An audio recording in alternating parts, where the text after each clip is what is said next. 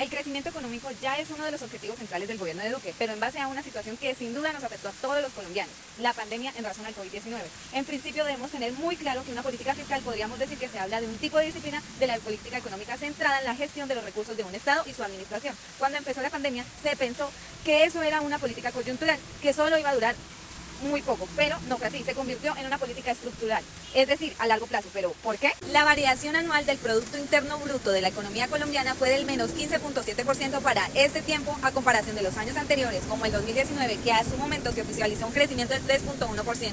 Esta crisis que nombré anteriormente fue ocasionada por esta combinación inusual de circunstancias que ha perjudicado tanto a los trabajadores como a los propietarios de capital, probablemente agravando la desigual distribución del ingreso y de la riqueza. Las actividades económicas se empezaron a recuperar con el fin de la cuarentena y el inicio del aislamiento selectivo en septiembre del 2020, pero el tipo de recuperación fue de manera incierta y se han planteado varios escenarios dependiendo a que las pérdidas del producto, empleo e ingresos sean temporales o permanentes, de la forma que asuman la reactivación para cada sector del país.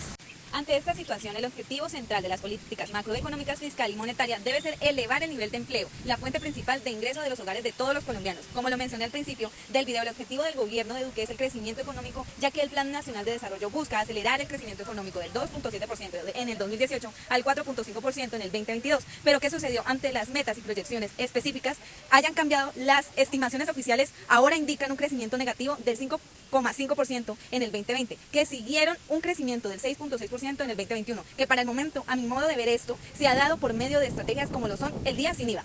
El mismo gobierno también se fijó como objetivo reducir el desempleo según el Plan Nacional de Desarrollo. La meta era llegar a un desempleo del 7.9% en el 2022. La inflación anual es inferior a la meta de mediano plazo del 3% establecida por el Banco de la República. Y en septiembre del 2020 se situó por debajo del límite inferior del rango de meta del 2%, puesto que la estabilidad de los precios es un objetivo constitucional prioritario del Banco Central, pero no exclusivo. Estas cifras indican que es posible y oportuno optar, en mi modo de ver, lo que se puede optar es una política monetaria expansiva cuyo objetivo sea el de contribuir a la reducción del alto desempleo que dejó la pandemia. ¿Qué se ha realizado para esta situación? Con la necesidad de reactivar la economía, el Banco de la República ha reducido de manera gradual la tasa de intereses de intervención del 4.25% a finales de marzo al 1.75% a finales de septiembre. Pero no solo esto, también se dio un tipo de liquidez reduciendo el encaje bancario y comprando títulos de deuda pública y privada. Además, el desempleo y de la pobreza monetaria asociada, es probable que la pandemia ha empeorado la distribución de ingresos en Colombia. Hasta el momento, del 67.6% de las víctimas del COVID-19 son personas de estratos socioeconómicos 1 y 2 según el DAN, estratos que constituyen al 72% de la población. Además, las tasas de mortalidad más altas se registran entre los hombres y las personas de 60 años. En la actualidad en nuestro país los costos de la pandemia son muy altos y pueden aumentar de cuando se extiendan o profundicen las consecuencias de la pandemia, dado el caso que se podría producir un efecto de pobreza y desigualdad que podría marcar la historia de nuestro país. Según el DAN, la situación laboral, la pérdida de empleo fue severa entre marzo y mayo, cuando el desempleo pasó del 12.6 al 21.4%. Mucha gente desistió de buscar empleo durante el aislamiento preventivo y engrosó la población económicamente inactiva. En este caso podríamos hablar que el Estado lo que debe hacer es una política fiscal expansiva en el marco fiscal de mediano plazo. El déficit fiscal que se dio para el 2020 fue del 8.2% del PIB.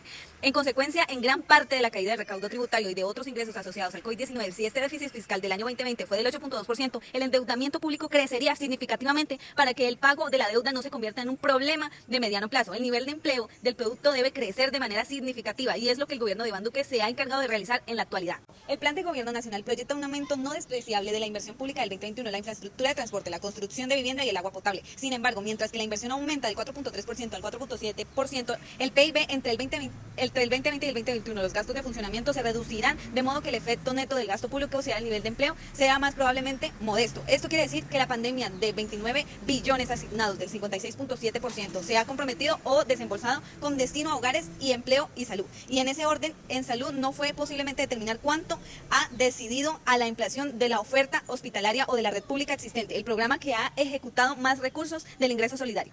El ministro de Hacienda ha aclarado que la ejecución de algunos programas implica un giro efectivo de recursos, como lo nombré anteriormente. Aquí entraría el ingreso solidario, el programa de apoyo de empleo formal, que busca otorgar un subsidio mensual a empresarios formales para pagar la nómina del 40% del salario mínimo por trabajador. Debería beneficiar en últimas a los obreros y empleados particulares. A través de esta política fiscal, el gobierno trata de influir en la economía del país, controlando los gastos y los ingresos en los diferentes sectores y mercados con el fin de lograr los objetivos de la política macroeconómica. El gobierno debería ejercer un un gran impacto sobre la demanda agregada y por consiguiente influye en la producción y el empleo. Dado al nivel de precios, por otra parte, su objetivo principal es estimular el crecimiento de la economía doméstica y protegerla de cara a los cambios propios de los ciclos económicos. La política fiscal debe ser la clave para garantizar y proteger los servicios sociales básicos y los recursos con los que cuenta el territorio nacional. La política fiscal constituye la vía más importante para mantener o mejorar el llamado estado del bienestar. Pese a los buenos resultados económicos de los inicios de este año, en marzo, se mostraron los primeros efectos de la gran contracción económica asociada a la pandemia. Incluso el deterioro del mercado laboral se generalizó entre muchos de los países de la región.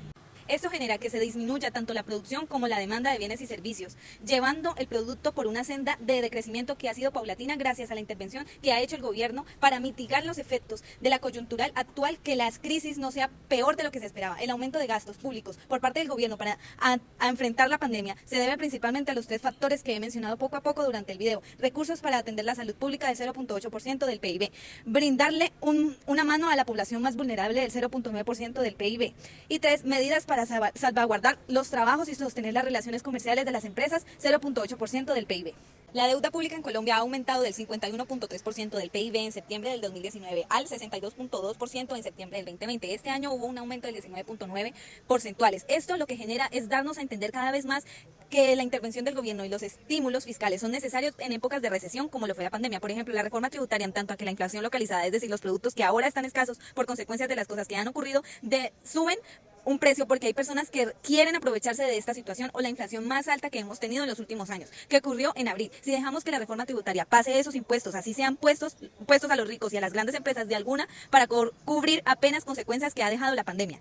Y esto claramente tiende a desestabilizar la economía de cualquier persona, inicialmente las personas de clase media o baja, pobres que desafortunadamente no tienen la capacidad de cubrir el 10% o el 20% de la canasta familiar o de los gastos básicos que tienen. Muchas gracias, soy Dana Solange Arismendi.